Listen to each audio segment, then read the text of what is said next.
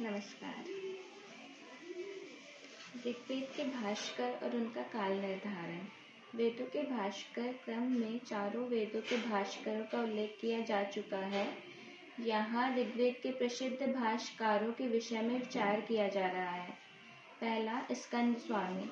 ऋग्वेद पर सबसे पहला भाष्य किसने और कब लिखा, यह निश्चित नहीं है, परंतु वर्तमान में उपलब्ध भाष्यों में सबसे पहला भाष्य स्कंद स्वामी विरचित प्राप्त होता है।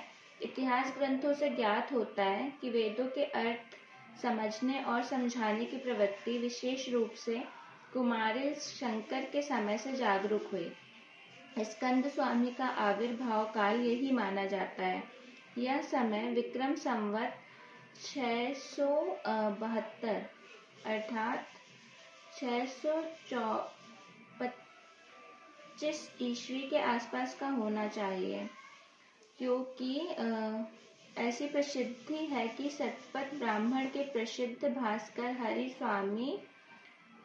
हरिस्वामी एक मिनट,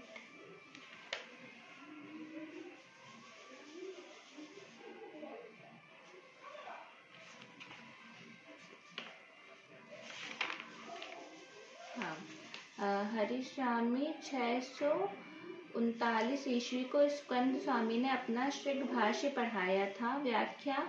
व्याख्याम कृत्वा अध्यापन्याम श्री स्कंद स्वामिस्ति में गुरु। ऋग्वेद भाष्य के प्रथमाष्टक के अंत में प्राप्त श्लोक से पता चलता है कि स्कंद स्वामी गुजरात की तत्कालीन राजधानी वल्लभी के रहने वाले थे तथा इनके पिता का नाम भर्तृध्रुव था। वल्लभी विनिवास्येता मृगर्थागम संहितम भर्तृध्रुव सुतस्य स्कंद स्वामी यथा स्मृति। स्कंद स्वामी कृत ऋग भाष्य बड़ा ही सुंदर और समग्र है। इसमें प्रत्येक सूक्त के आरंभ में उस सूक्त के ऋषि देवता छंद का उल्लेख किया गया है। साथ ही अनुक्रमणियों, निघंटु, निरुक्त आदि वैदिक अर्थोपयोगी ग्रंथों से आवश्यक उद्धरण प्रमाण स्थान स्थान पर दिए गए हैं। स्कंद स्वामी के इस भाष्य का पर्याप्त प्रभाव शायण पर भी पड़ा है। स्कंद स्वामी का यह भाष्य संपूर्ण ऋग्वेद पर उपलब्ध नहीं होता। ऐसी मान्यता है कि स्कंद स्वामी ने अपना भाष्य आधे ऋग्वेद 4 अष्टक पर ही लिखा था। शेष भाग को नारायण एवं उद्गीत ने मिलकर पूरा किया था। स्कंद स्वामी नारायण उद्गीत इति क्रमात् चक्रु सहे क्रमग् भाष्यम पदवाक्यार्थ गोचरम वेकंट माधवकृत ऋग्भाष्य। दूसरे हैं माधव भट्ट। ऋग्वेद के प्रसिद्ध भाष्यकारों में माधव नाम के 4 भाष्यकार ज्ञात हुए हैं। इनमें से एक तो सामवेद संहिता के भाष्यकार के रूप में प्रसिद्ध हैं। शेष 3 ऋग्वेद भाष्यकार के रूप में, परंतु इन तीनों की ठीक ठीक पहचान नहीं हो पाती। एक माधव तो आचार्य सायण ही है। आचार्य सायण ने अपने बड़े भाई माधव की प्रेरणा एवं सहयोग से तैयार किए ऋग भाष्य को माधवीय भाष्य की संज्ञा प्रदान की है। कतिपय विद्वान वेंकट माधव को ही माधव भट्ट मानते हैं, परंतु अनेक प्रमाणों उदाहरणों से यह सिद्ध हो गया है कि माधव भट्ट नामक महान वेदविद वेंकट माधव से काफी पहले हुए हैं, जिनकी छाप वेंकट माधव तथा अन्य भाष्यकारों पर भी पड़ी है। माधव भट्ट कृत ऋग भाष्य जिसका थोड़ा सा अंश उपलब्ध होता है, उससे ज्ञात होता है कि उनका वेदार्थ ज्ञान बहुत ही उच्च कोटि का था, जिसका अनुकरण शायणाचार्य तथा वेंकट माधव ने ही नहीं किया, अपितु स्कंद स्वामी ने भी किया है।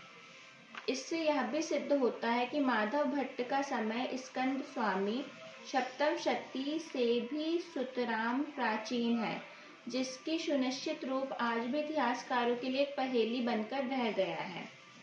तीसरा, वेंकट माधव। सीमित शब्दों में भाष्य लिखने के लिए प्रसिद्ध वेंकट माधव का समय कतिपय प्रमाणों के आधार पर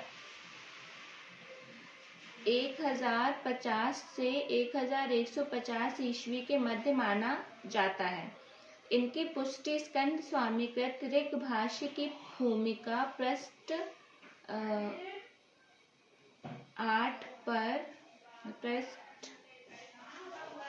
एक मिनट,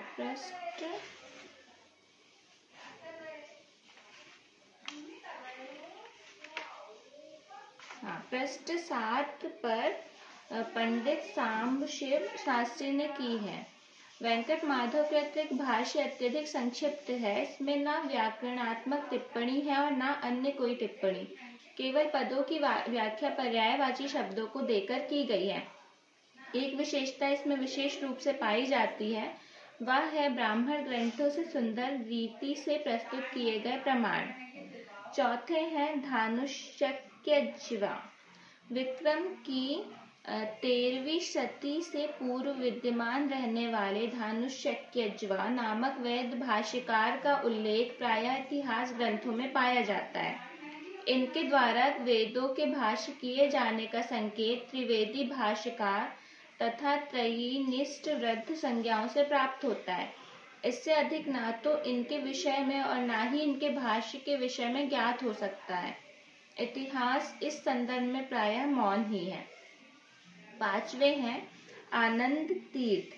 14वीं सदी के मध्य विद्यमान रहने वाले वैष्णव आचार्य आनंद तीर्थ जी ने ऋग्वेद के कुछ मंत्रों पर अपना भाष्य लिखा है। यह द्वैतवादी चिंतन धारा से ओतप्रोत है, साथ ही छंदोबद्ध भी है। यह भाष्य ऋग्वेद के प्रथम मंडल के प्रायः 40 सूक्तों पर उपलब्ध होते हैं। ऋक् शाखा गते कोत्तर सहस्त्र सूक्त मध्ये कानिचित् चत्वारिंशत् सूक्तानि भगवत पादे व्याख्यातानि राघवेंद्र यति। इसे ही मध्व भाष्य भी कहा जाता है। यही माध्व वैष्णव संप्रदाय का मूल स्रोत माना जाता है। छठवें आत्मानंद। ऋग्वेद के उपलब्ध भाष्यों में अधिकतर भाष्य यज्ञ परक और देव परक ही मिलते हैं, किंतु आत्मानंद जी के भाष्य की यह विशेषता है कि वह आध्यात्मिक स्तर का है। यह केवल अस्यमावीय सूक्त पर ही है। इस भाष्य में अन्य वेद भाष्यकारों स्कंद स्वामी, भास्कर आदि का उल्लेख तो है, परंतु शायणाचार्य का उल्लेख न होने से ऐसा सिद्ध होता है कि ये शायणाचार्य के पूर्ववर्ती रहे हैं। अन्य अनेक प्रमाणों के आधार पर इनका समय 14वीं सदी सिद्ध होता है। इस भाष्यकार के प्रत्येक मंत्र का लक्ष्य परमात्मा ही है। यही इस भाष्य की महती विशेषता है। सातवें शायण। वेद के दुर्गम द्वार में प्रवेश कराने के लिए यह विशाल सिंह द्वार है। आचार्य बलदेव उपाध्याय का शायण भाष्य के संदर्भ में यह कथन सत्य ही है। ऋग्वेद ही क्या, चारों वेदों पर जितना समग्र भाष्य शायण का प्राप्त होता है, उतना अन्यत्र देखने को कौन कहे, सुनने को भी नहीं मिलता है। 14वीं सदी के उत्तरार्ध में अपनी प्रखर प्रतिभा का परिचय देकर वेद भाष्यकारों की परंपरा में अपना विशेष स्थान सुरक्षित कर लेने वाले आचार्य शायण माधवाचार्य की प्रेरणा एवं सहयोग से वेद भाष्य के दुष्कर कार्य में प्रवृत्त हुए। ऐसी प्रसिद्धि है कि महाराज बुक्क राय ने अपने आध्यात्मिक गुरु के अमात्य माधवाचार्य को वेदों के सुंदर और प्रामाणिक भाष्य करने का आदेश दिया था, परंतु माधवाचार्य ने वेद भाष्य के इस गुरुतर दायित्व को अपने छोटे भाई शायण को सौंप दिया। तत्कटाक्षेण यद्रूपम ददद बुक्क महीपतिः अन्वशान् माधवाचार्यं वेदार्थस्य प्रकाशने सप्राह नृपतिं राजन् शायणार्यो ममानुजः सर्वं वेत्त्येष वेदानां व्याख्यातृत्वे नियुज्यताम् इत्युक्तो माधवार्येण वीर बुक्क महीपति अन्वशात् शायणाचार्यं वेदार्थस्य प्रकाशने शायण कृत्य कृष्ण यजुर्वेद उपोद्घातः।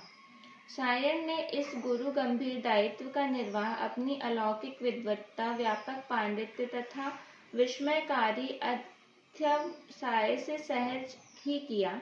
साथ ही विजयनगर के संस्थापक महाराज बुक्क तथा महाराज हरिहर के अमात्यत्व तथा सेनापतित्व का भी दायित्व 24 वर्षों तक निभाया। आचार्य सायण ने अपने अग्रज माधवाचार्य के द्वारा इस महनीय कार्य में प्रेरित किए जाने के कारण इस अपने भाष्य का नाम माधवीय भाष्य रखा।